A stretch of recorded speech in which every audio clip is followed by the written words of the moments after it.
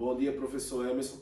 Nós iremos apresentar um pouco sobre o controle de constitucionalidade e seus aspectos gerais. Nosso grupo é composto por Samuel Lira, Emilis Larissa, Paulo Henrique, Caio Fernandes, que sou eu, e Emanuel Souza.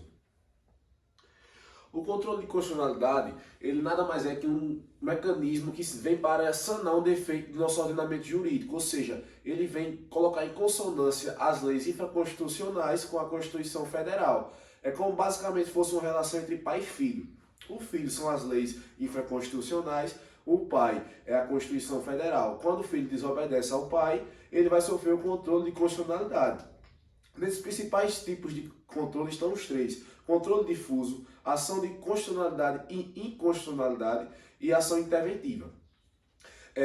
Também podemos citar o princípio da supremacia, que está ligado à Constituição Federal, e o princípio da presunção de constitucionalidade, que está ligado às leis infraconstitucionais. E também podemos citar um pouco do controle concentrado, que é outro exemplo de controle de constitucionalidade, ou seja, o controle concentrado ele vem para verificar a constitucionalidade do texto em si, ou seja, de forma abstrata. Muito obrigado. Olá, meu nome é Samuel Lira e eu estarei falando um pouco hoje sobre controle difuso. Controle difuso ele é simplesmente permitir com que cada juiz ou tribunal analise a compatibilidade do ordenamento jurídico com a Constituição em determinado caso. Controles de difusão podem ser aplicados inclusive em ações civis públicas, desde que as alegações inconstitucionais estejam nos motivos do pedir e não no pedido. Isso porque a declaração de inconstitucionalidade direcionada ao controle concentrado de constitucionalidade. Decisão. O julgamento do mérito aplica-se apenas às partes, no entanto, se o STF julgar o mérito. As sentenças têm efeito passado no momento de declarar a inconstitucionalidade da lei, com o controle de difusão incidental, alcançando a lei desde a sua edição, tornando-a inválida, ou seja, com eficácia retroativa. Os efeitos eles serão para ambas as partes. Teremos dois tipos de efeito. O inter partes, que é a decisão está limitada às partes. O statunc, que é a regra, a nulidade, se a lei ou o ato em inconstitucionalidade, estamos diante de um vício de constitucionalidade. Se houver um ato ou uma lei de inconstitucionalidade, estamos diante de um vício de constitucionalidade. Mas, entretanto, irão haver as exceções. Será difuso pelo fato do juiz julgar o mérito do caso concreto para as partes. Caso o STF julgá-lo, o efeito pode ser erga omnes. De modo contrário ao controle concentrado, qualquer um poderá mover uma ação de inconstitucionalidade. Como material de estudo para a realização desse trabalho, eu utilizei dos conhecimentos que estão à disposição no site do Jus Brasil e na Enciclopédia Jurídica da PUC de São Paulo.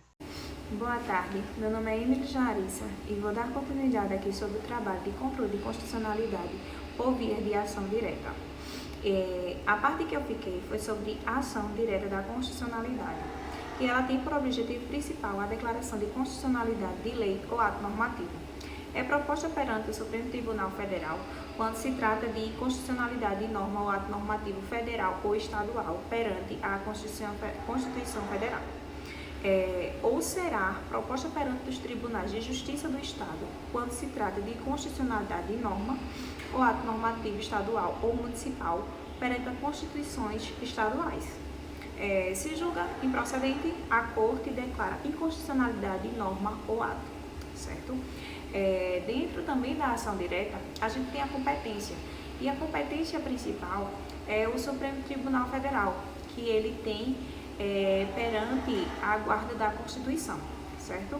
A ação também ela tem a legitimação, que é passiva ou ativa.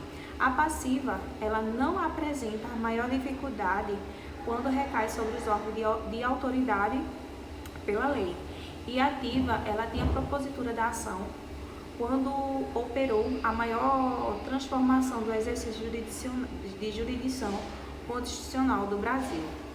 E concluindo aqui, eu trago o efeito e decisões, que qualquer ato jurídico destina-se à produção de efeitos próprios, que havendo sempre uma repercussão da decisão em controle abstrato sobre a situação já constituída, que a decisão proferida terá como regra eficácia toda retroativa e vinculante. Vamos falar sobre a ação direta de inconstitucionalidade interventiva. A Constituição nos diz que a administração, política administrativa da União, dos Estados, Distrito Federal e municípios, elas acontecem de maneira autônoma, independente, em regra não se há intervenção de um e outro. Porém, a Constituição nos dá direitos onde a União, por exemplo, pode intervir nos estados, no Distrito Federal, como o artigo 34, por exemplo, e até nos municípios, como diz o artigo 35, e também dos estados intervirem nos municípios. E aí a gente vai chegar a quais são os objetivos dessa intervenção. Cabe lembrar que há de ter um pressuposto para a decretação dessa intervenção. Ela pode ser federal ou estadual. E o Poder Judiciário ela analisa se esses pressupostos de fato são válidos.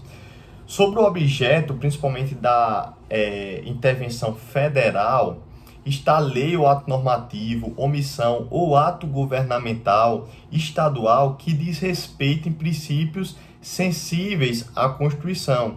E nós sabemos que esses princípios estão previstos no artigo 34, inciso 7 da Constituição, que são a forma republicana, direito da pessoa humana, autonomia municipal, prestação de contas da administração pública direta ou indireta e aplicação do mínimo devido da receita resultante de impostos estaduais.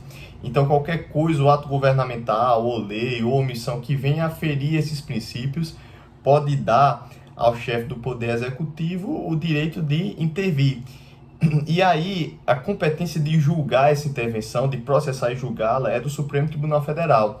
E o procedimento dela se dá da seguinte forma. Ela é pedida pelo Procurador-Geral da República, que solicita ao STF que, quando aprovado por maioria, solicita ao chefe do Poder Executivo que anule aqueles atos governamentais. Caso não seja possível para votar a normalidade, aí sim o chefe do Poder Executivo pode intervir para que de fato consiga a normalidade daquela questão. O estadual também é bem parecido. A intervenção estadual nos municípios também se dá quando os municípios praticarem atos que venham a contrariar princípios da Constituição, como nós vimos inclusive no artigo 34.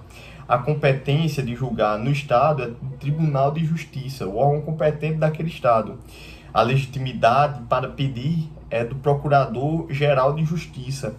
E aí o procedimento é bem parecido. O Procurador-Geral de Justiça faz o pedido, pede no Tribunal de Justiça, que aí julga e aí autoriza o governador do estado a praticar aquele ato de intervenção para voltar à normalidade daquele lugar.